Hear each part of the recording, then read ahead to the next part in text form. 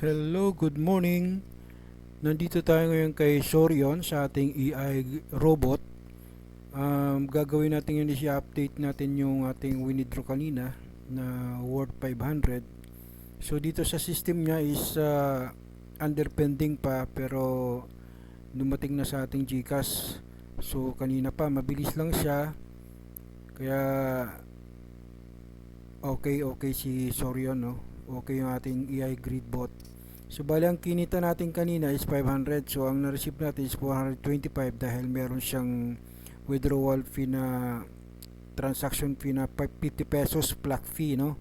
Ibig sabihin kahit gaano kalaki yung amount na withdraw mo in peso, minimum o 100 is 50 pesos ang kakaltas niya o babayaran natin. And then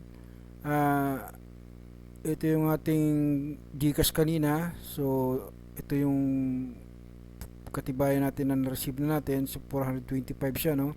So yung date niya is April 13 at time is 4 AM, no? 4.04 AM. So mabilis lang, no? Yung isa is ito yung pinaka transaction history. So 425, no? So ayan, nakuha na natin yung ating withdraw. So ngayon ang gagawin natin, dahil hindi ang withdraw lang natin kanina is yung profit na 500, and then ang gagawin natin, i-run uli natin yung ating AI robot para mag-generate uli ng profit sa atin o mag-trade para sa atin. So siya nang gagawa ng trade. So kanina kasi meron pa ako natirang 2,000 plus, and then yung isang 1,000 is niran ko na siya, hindi ko lang nabidyohan, pero ito na yung kanyang kinita uli. Ang mabilis lang, no? Ito na yung kinita niya. So tumubo na siya ng 47 cents. So mabilis lang, no? So gagawin natin, yung tira na balance natin is iti-trade uli natin gamit si AI. So click na natin itong start grid boot, and then kusa na siyang magko-configure. Makikita nyo 48.8% yung volatility ng ETR. Range score is 72.0. Grid efficiency is 94.2. Grid suitability excellent 71%. 24-hour volume 62.7 million, no? Ito yung volume ng trades niya. So grid score 71%. So i-configure natin ito. So meron tayong balance na 1,600. So ilagay natin yung 1,000 uli para dalawa na, and then yung 600 separate natin.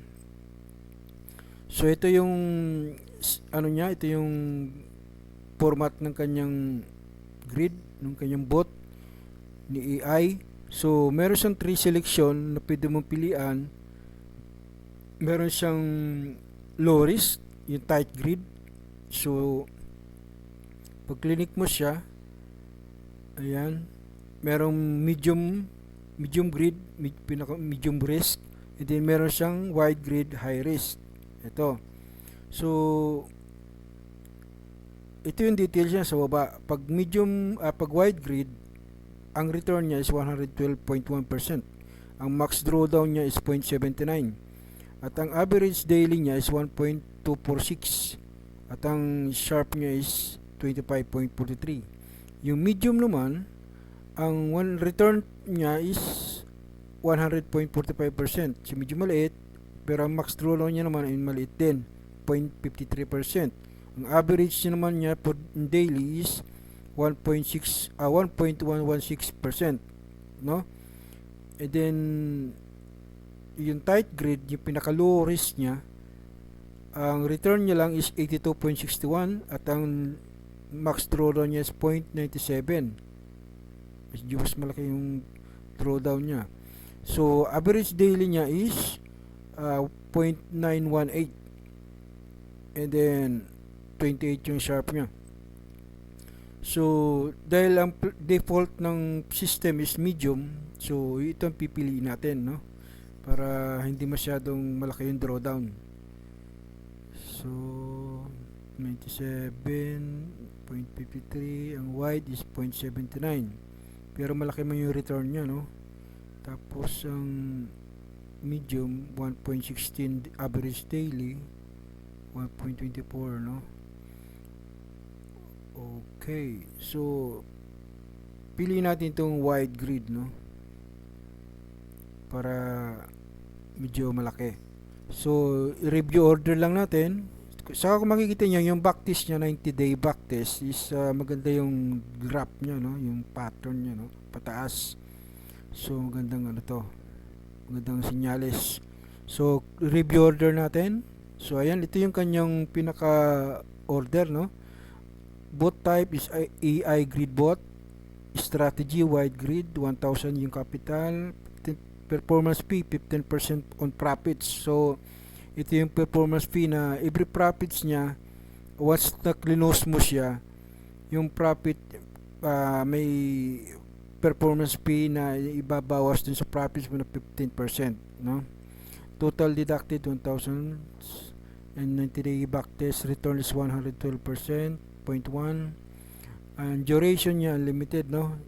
Ang kagandahan dito kasi kay Gridbot, AI Gridbot, anytime pwede mo siya i-close, no? Pag nagka-profit na, pwede mo na siyang i-close. And then pag na-close mo siya, yung profit niya mapupunta dun sa realized PNL mo, doon pwede mo na siyang ma-withdraw. And then ito yung kanyang estimated wide grid, no? Profit wide grid. Daily niya is, average is 5 peso to 25 dun sa capital natin na 1,000.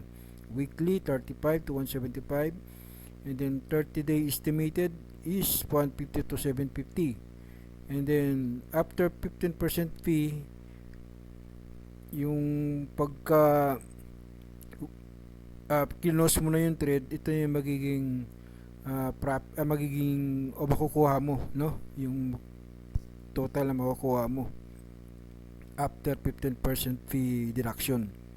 So ito yung ating ito yung ating bot. So ang gagawin natin, ilalance lang natin itong grid bot na to, no? Itong nasa ilalim, itong kulay yellow.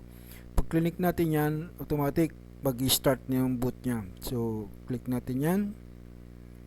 Ayan, nag-start na siya.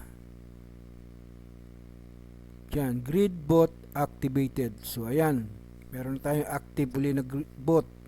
So kung makita mo yung nakalagay dito, active, no?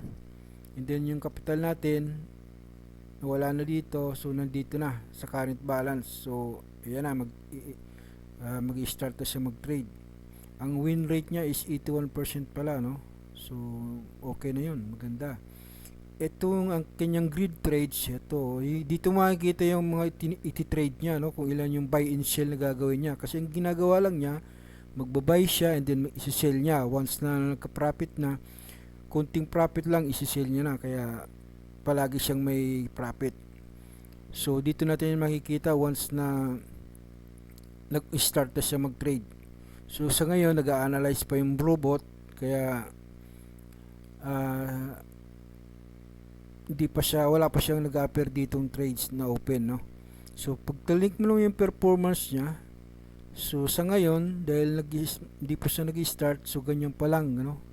Ganito po yung kanyang level, pero meron na siyang 0.004% ROI na, no? So ayan, max drawdown is 0.0592%. So ayan, balik tayo. So meron tayong dalawang bot na tumatakbo, no? So yung pinakauna, ito meron na. So kung makikita mo, click natin yung grid trades, yan, meron na siya, no? So marami na agad siyang trades. So ilan na to? Dito sa overview, so meron na siyang 15 agad na trades, no? So ayan, no? Meron na agad siyang 15. So ayan, hanggang dito na po muna tayo, dahil madaling araw na. So ayan, nakita natin meron na siyang niran uli natin yung ating bot. So hintayin uli natin magka-profit yan, and then saka natin siyang i-close din para maka-withdraw ulit tayo. So meron na tayong active 2, no? then yung deployed capital natin is kumikita na ng 0.33 cents, no? Kasi nag-start na yung isa. Yung pinakabago meron na rin eh, yung huling itong bago na to, oh. So, meron na, oh. Oh, meron agad dalawang trade siya, no? Nakabay na ulit siya, then nakapag-sell na uli, no? Pero agad siyang buy and sell. So, ganun kabilis si iRobot. Kaya sa performance, ayan, nag-start na siya mag-climb. So, again, dito lang muna. Maraming salamat sa inyong pagsubaybay. Hanggang sa muli nating update. At maraming salamat po.